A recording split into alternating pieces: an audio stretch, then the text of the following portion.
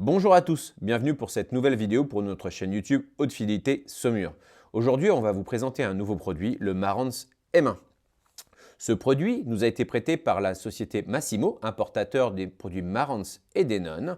Donc on tenait vraiment à les remercier.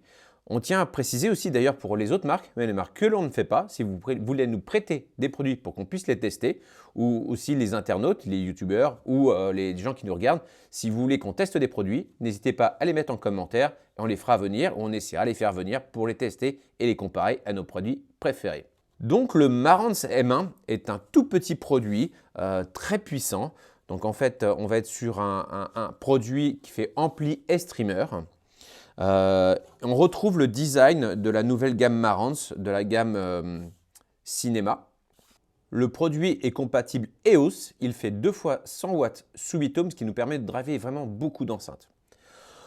On retrouve à l'arrière donc le câble d'alimentation de 120 volts, une entrée optique, une entrée HDMI ARC pour brancher votre téléviseur, une entrée USB pour brancher un disque dur ou une clé USB, sachant que tous les fichiers qui seront branchés sur ce produit-là seront vus par l'ensemble des produits compatibles EOS chez vous. Une entrée RJ45, une entrée RCA, pareil, si vous branchez une platine vinyle sur ce produit-là, le son pourra ressortir sur tous les autres produits EOS compatibles dans votre maison. Et une paire de HP pour pouvoir brancher vos enceintes. Ce produit est en classe D, ça veut dire qu'il ne chauffe pas trop. Donc si vous voulez le mettre dans une baie de brassage pour pouvoir alimenter plein d'enceintes, pour avoir des enceintes encastrées et faire du multi-room, il sera parfaitement adapté. Aussi quelque chose de très intéressant, on peut brancher des enceintes en mono. C'est-à-dire que si par exemple vous voulez brancher 2 enceintes, mais une seule enceinte par pièce, vous pouvez configurer l'appareil pour dire je ne branche pas une paire d'enceintes en stéréo, mais 2 enceintes mono. On retrouve dans ce produit une signature chaude vraiment typique de la société Marantz, ce qu'on n'a pas forcément dans les produits connectés multi-room. On l'a comparé à d'autres produits du même type, donc des amplis connectés pour faire du multi-room. Donc notre produit favori, par exemple le Blue Sound, le Power Note qu'on utilise depuis des années.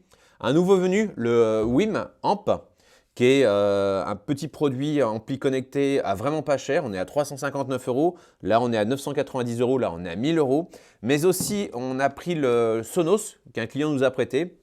Vraiment, par rapport à tous ces produits-là, on va dire que le Wimamp, le gros avantage, c'est le prix, 359 €. C'est très bien pour faire une musique de fond. Voilà, ce n'est pas forcément un produit hyper audiophile.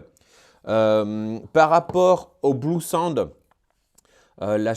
côté chaleureux, il va être beaucoup plus chaleureux et aussi la possibilité d'alimenter des enceintes beaucoup plus dures à driver. Et par rapport au Sonos, oui, c'est vraiment ce côté plus chaleureux avec des timbres vraiment beaucoup plus audiophiles. Après, si on compare à d'autres produits, par exemple celui-ci, le Stereo 70, bon, c'est vrai qu'il est plus joli, il est plus petit, mais en termes de timbre, en termes de plein de choses, on a vraiment préféré le Stereo 70. Il a plus d'entrée-sortie, mais c'est plus en termes de signature sonore qui va vraiment beaucoup plus loin. Maintenant, il va être capable d'alimenter des enceintes plus complexes et plus dures à driver que le Stereo 70. On attend vraiment le Stereo 60 qui devrait bientôt arriver pour pouvoir le comparer à un produit un petit peu plus cher de la marque Marantz. Voilà, cette vidéo se termine. J'espère que ça vous a plu. Si vous avez des questions ou des commentaires, n'hésitez pas à les mettre. Et à bientôt. Merci.